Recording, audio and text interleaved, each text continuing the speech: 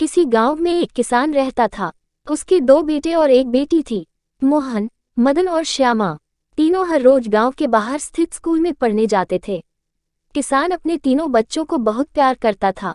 उसका सपना था कि उसके तीनों बच्चे पढ़ लिखकर अच्छे और बड़े आदमी बने। तीनों बच्चों को नारियल के लड्डू बहुत पसंद थे, इसलिए माँ ने घर पर ही नारियल के स्वादिष्ट लड्डू बनाकर रख दिए थे और रोज स्कूल जाते समय उन्हें एक एक लड्डू दिया करती थी। माँ ने तीनों बच्चों को समझाया था कि उन्हें हर रोज सिर्फ एक ही लड्डू मिलेंगे। एक से ज्यादा लड्डू रोज खाना सेहत के लिए हानिकारक हो सकता है। माँ ने उन्हें ऐसा डराने के लिए कहा था ताकि लड्डू ज्यादा समय तक चले, कुछ ही दिनों में खत्म न हो जाए। एक दिन घर पर कुछ मेहमान आए। उनको लड्डू देने के लिए जब माँ ने लड्डू का डिब्बा खोला तो वह दंग रह गई। उसमें से आधे से अधिक लड्डू गायब थे। माँ तुरंत समझ गई कि उसके बच्चे लड्डू चोरी करके खा रहे हैं। माँ ने ये बात किसान को बताई। किसान को ये बात सुनकर बहुत दुख हुआ। वह इतनी मेहनत करके अपने बच्चों को पढ़ा लिखा रहा था। उसके बच्चे यदि चोरी जैसा गलत काम करना सीख रहे हैं तो उसके लिए बड़े शर्म और दुख की बात थी। किसान के लिए यह पता लगाना बहुत मुश्किल था कि उसका कौन सा बच्चा लड्डू चोरी करके खा रहा है। फिर अचानक किसान को एक तरकीब सूझी। उसने अपनी पत्नी को समझाया कि नारियल के लड्डू में नीम के पत्तों का रस मिला दे। किसान की पत्नी को यह तरकीब अच्छी लगी और उसने ऐसा ही किया। दोपहर के बाद जब तीनों बच्चे स्कूल से लौटकर घर आए तो माँ उन्हें खाना देकर गाय को चारा डालने के लिए घर से बाहर चली गई। कुछ ही समय बाद किसान का दूसरा बेटा यानी मदन घर के मुख्य द्वार पर आया। उसने दरवाजे पर ही सब खाया पिया उलट दिया।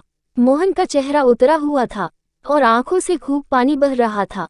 तभी किसान और उसकी पत्नी भी घर के मुख्य दरवाजे पर पहुंच गए।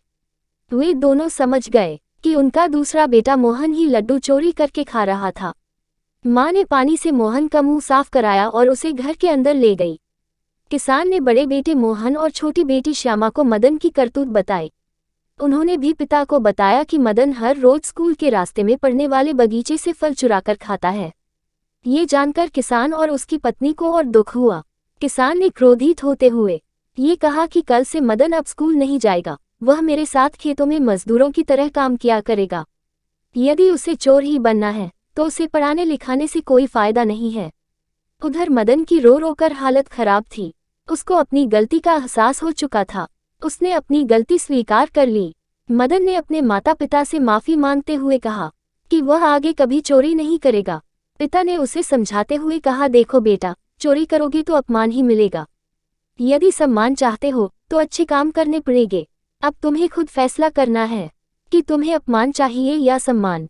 मदन ने निश्चय किया कि वह अब ऐसा कोई काम नहीं करेगा जिससे उसके माता पिता को दुख हो या उसे अपमान मिले। उसकी प्रार्थना पर किसान ने उसे क्षमा कर दिया। इसके बाद उसने कभी चोरी नहीं की।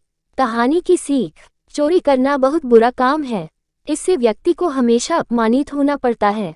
चोरी कभी न करें।